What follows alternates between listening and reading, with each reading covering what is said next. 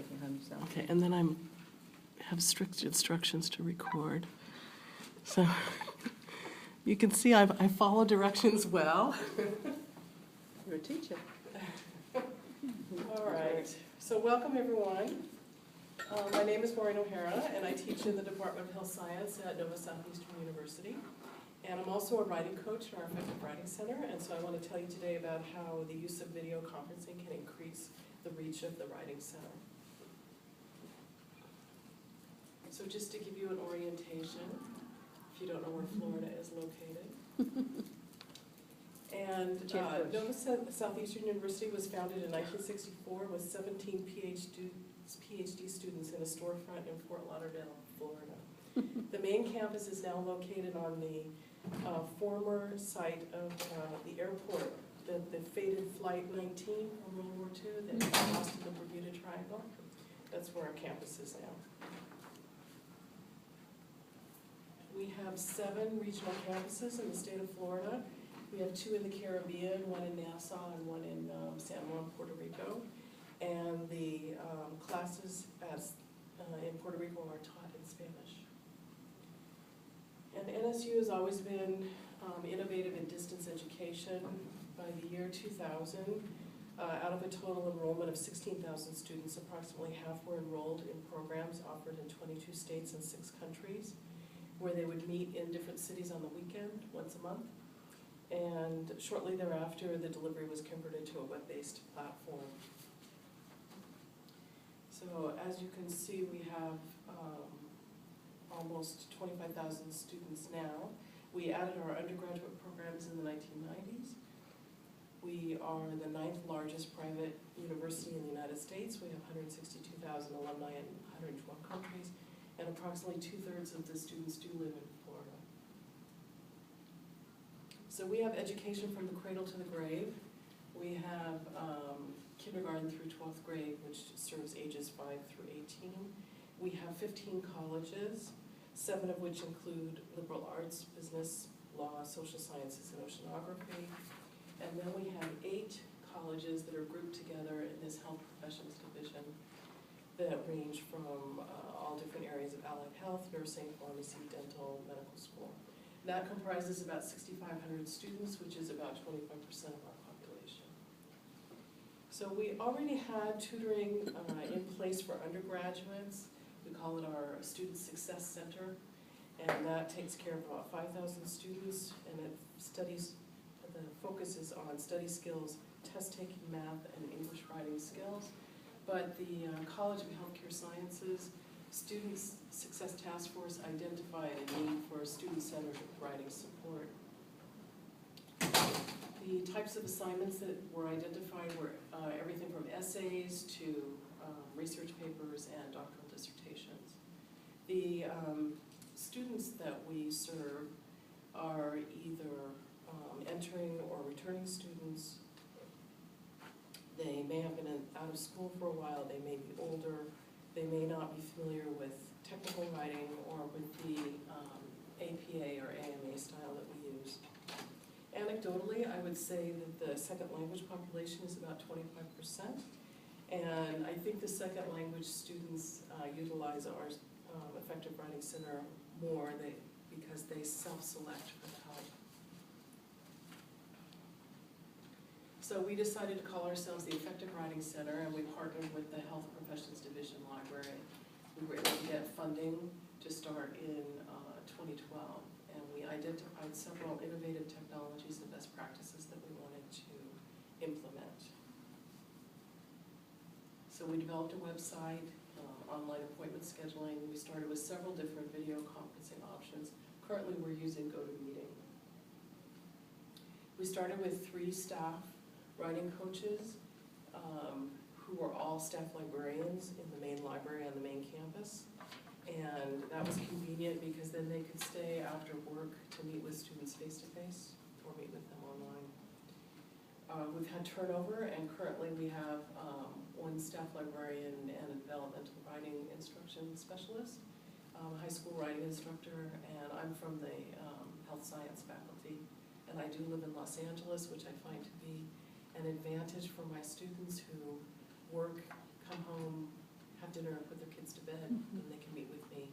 So it's 9 o'clock their time, 6 o'clock my time. So it's at the end of my day, it works out perfectly. And I am the only one with a medical background. Everybody else is library and writing. And we do have one student success coach, like we do for the undergrads, we have one for the graduate students as well.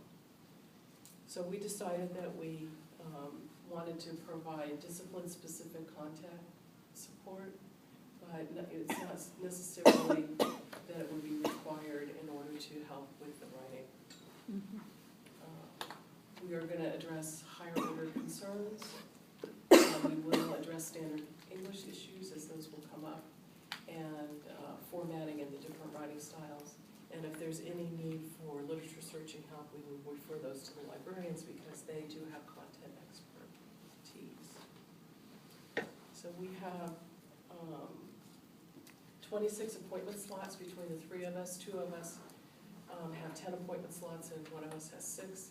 We're already full-time employment, so this is adjunct employment for us. We set our own schedules, and the majority of the appointments are after hours and weekends. We allow 1 hour per appointment, and we have an online schedule for that.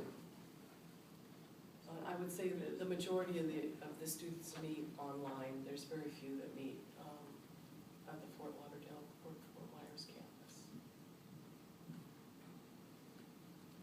So one of the best practices is to have coaching partnerships, and so we have a call for coaching partnerships at the beginning of the semester, and approximately 10 faculty from the College of Healthcare Science partner with the writing coaches.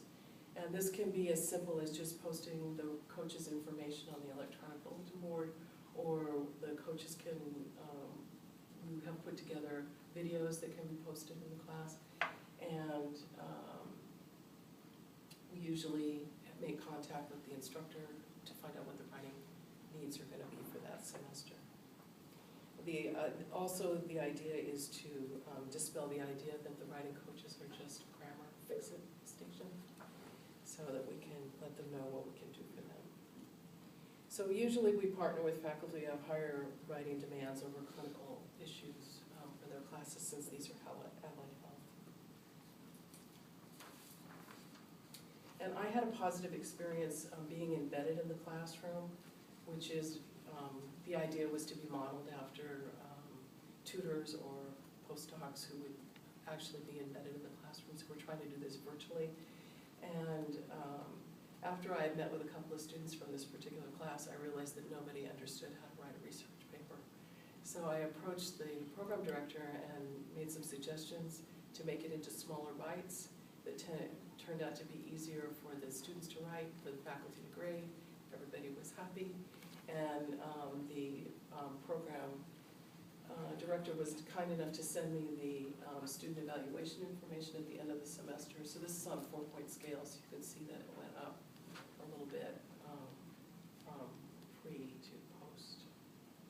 So then something else that we did as a college was we decided to include the Effective Writing Center link in all the syllabi. And I found out as I was researching for this talk that that is a best practice to do that. So something else we wanted to do for best practice was to have monthly meetings where we talk about best practices and problems that we might be having with faculty members or class assignments, students in particular. And one of the things that came to light was that the bachelor level writing class was not supporting the students adequately enough for other classes that they were taking. They just really didn't understand how to write a research paper after taking that class, which was more sentence level as opposed to essay level. And so I approached the program director, and he made some changes based on that. So I feel that that's very positive that we can do that. We also wanted to be able to have continuous assessment, so we have a student satisfaction survey.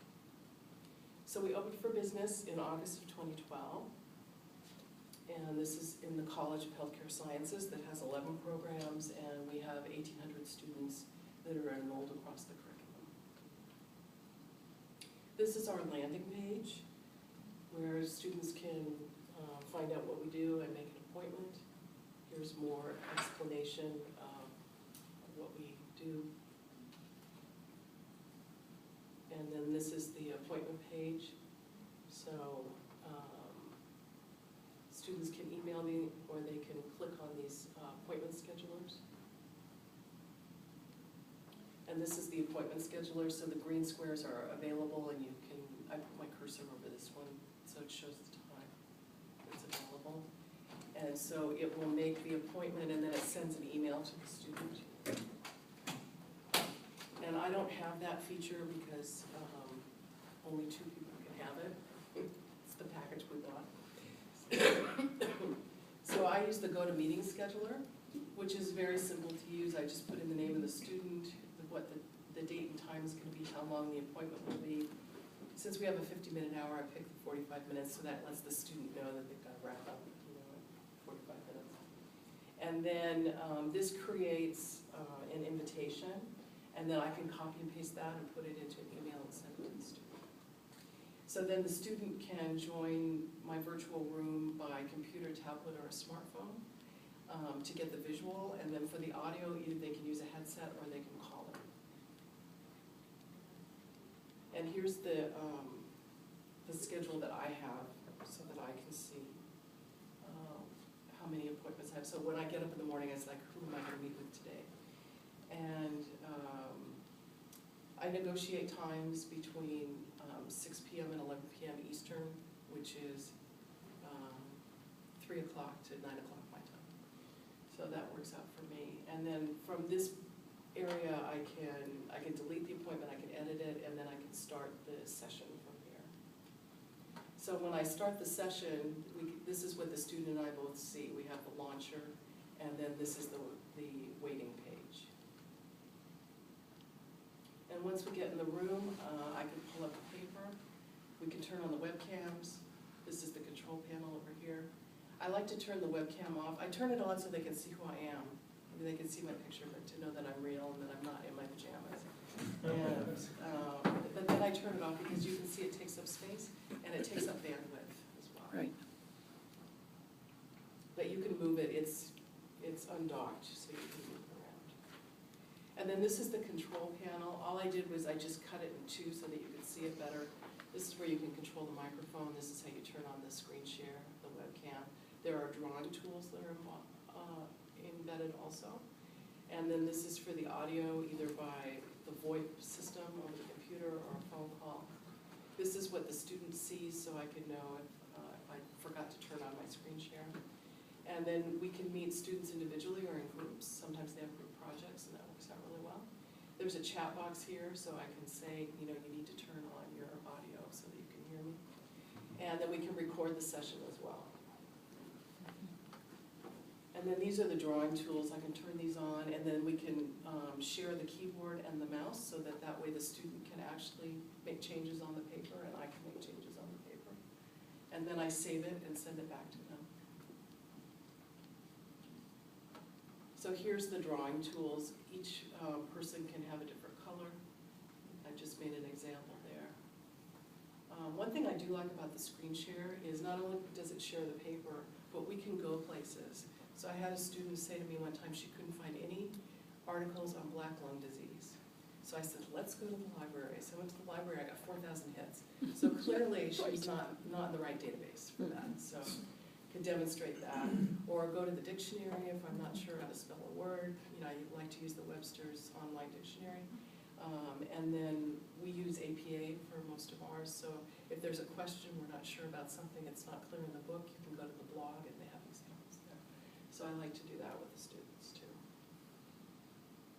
And then after the appointment is over, we do a report, and it's password protected, and it's very easy to fill in the blank. And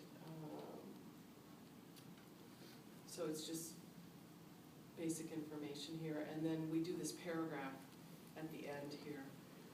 And what I do really like about this is that when we share these with each other, this will generate into an email that if I am helping a student from the same class, maybe something will be clarified from what the assignment was looking for with the other coach, or if there's a problem with something not being clear, or if there's a problem that the student was having, and maybe I'm gonna see that student again at some point. So I find that the kind of crosstalk that we have with each other is very helpful. This was how we discovered that the writing class at the bachelor's level was not really doing the trick. And then after the session, we send an email to the students to kind of close the deal, and we give them the link for the student satisfaction survey, which is composed of 8 questions and 2 text boxes. So it's very easy for them to fill out. Doesn't take too long. And that also generates an email that we can all read. And what I find really valuable about these is the negative comments, so that we can use to help improve our process. So as you can see, about half of our students are return customers.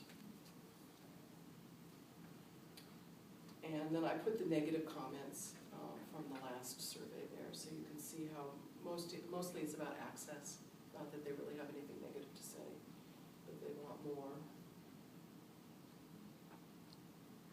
So we started in August of 2012, and the first year we had 332 sessions. You can see we've steadily increased ever since. So far this year we've had 154 coaching sessions. So that's encounters with the student, that's not students. So because we can have one-to-one. Like I had a student one day, he met me every Sunday night at 7 o'clock, and we went over his papers. So we have planned to expand our Effective Writing Center to all the colleges in the Health Professions Division, so that's 8 colleges in January. And then in the big strategic plan, they want to roll it out across the university. And we also plan to include writing support for faculty that are doing research or writing papers if they want it. And then I have some ideas for further study. I just got approval from our institutional review board to do a program evaluation and do a student profile. Because even though they say we're great, are we really meeting their needs? The other thing that I don't know is how many L2 and Gen 1.5 students do we have? And they self-identify through the meetings. I don't specifically ask them if they were born somewhere else or what. I let them tell me. But this may alter what we think about as we expand, if we want to have people with some content expertise, or do we want someone that has more second language writing experience? Maybe that would be helpful. So that's what I hope to find out with my survey. Other ideas are to repeat the survey that I'm going to deploy with the Health Professions Division. I'd also like to survey faculty to find out their attitudes about what they think about the coaching partnerships. And then another thing I'd like to do is to see if we could measure student writing improvement. So with that, I hope I gave you some ideas on how you could possibly increase your penetration. Even if you're a residential college, you can still do video conferencing. Thank you. So with that. Our VET program does that. They come in, they do part of the VET program, and then because they don't have obviously such specialist teaching, but when they go back to their veterinary practices, like way up north, that's when they do the the vets are teaching them one-to-one, having video conferences with them like that. So it's not effective writing; it's more sort of teaching and keeping it, catching up. Because the only time I used it was when I was doing a online paper with a Australian university, and I found it quite frustrating, the lag that you have. Oh yes, when I used to use Adobe Connect, a lot of lag. This was Collaborate. Yeah, Collaborate. We've used Collaborate before. Now the university bought a subscription to GoToMeeting, so that's what we use. I find that GoToMeeting has less of the lag problem, less of the dropped connection, and it's easier for the Mac people to connect. So when you get your essays, how long does it take you? Because you've only got, as you said, 45 minutes. I'm quite amazed at your ability to sort of read and give feedback in such a Yeah. short time. Well, there's two schools of thought on that, and I read the papers ahead of time. I Oh, you do? spend 15 to 20 minutes just going through and kind of identifying, I highlight areas that I want to talk about with the student. I always ask them what they want to talk about, but then I always have my own agenda. And then the other coaches, they just open up the paper and they just read the paper together and they go through it together. So I've tried it both ways, and I'm not as fast thinking on my feet. I like to kind of know what I'm up against before I get started. So I only allow 15 to 20 minutes each time, because sometimes I have 3 or 4 appointments back to back in a day. So that's what I do first thing in the morning, and I just kind of scan the papers, and then I'll meet with them in the afternoon. And with that method, you could then upload it with a few things already highlighted or something, Yes, is that in right? fact, Kind of that ready to go? That one paper that I have already highlighted Yeah. some areas, yeah. Yeah. That's what I do. Mm. Yeah.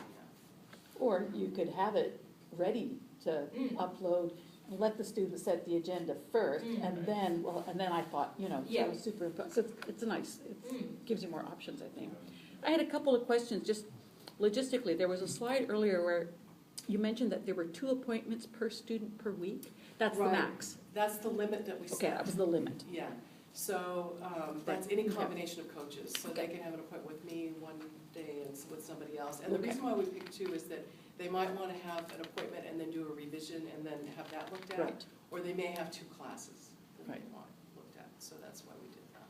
So having the student report and having our coaching report lets us know sometimes if we're being taken advantage of, because otherwise I don't know what the other schedules are. So we've identified people that way. And that was my other question. Who's all involved in getting the report? I mean, The director and the coaches. That's okay, it. so it's not the faculty collaborators No. or the instructors or No. anything like that? They It's don't just know? our own information. Mhm. Yes. Hey, thank you for the presentation.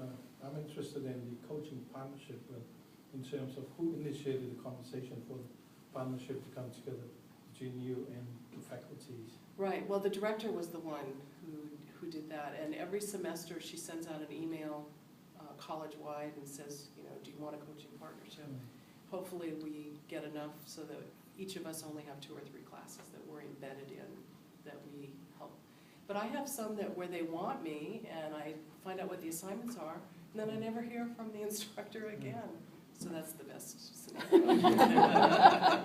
A little bit of collaboration. Yeah. So I think it's more, reassurance, I think, for the faculty more than anything, that they've made that connection and that there's an avenue for the student. Well, and if, I suppose if everyone were having trouble with the assignment, is the collaboration such that you would feel that you could contact the Well, faculty as then? you can see, I did twice. Yeah. When I noticed a problem. Mhm. Well, I asked my son who's just finished his dissertation this week at a master's level if he knew that Auckland University had a place he could go, and he said, no. I would have thought, because I work at Unitec, then we make it quite clear, but then again, if I base it on my son, maybe not, I don't know. Mhm. So anyway, I've been doing this for 1.5 years, and I have to say, we switched from the Adobe Connect to the GoToMeeting much, much better. Do you get mainly science graduates or what? Yeah, we're all allied health. Right, you are. So, Yeah. So, and that's where and you find your specialty knowledge background really helpful. There'd be a lot of terminology, wouldn't there? Yeah, I may not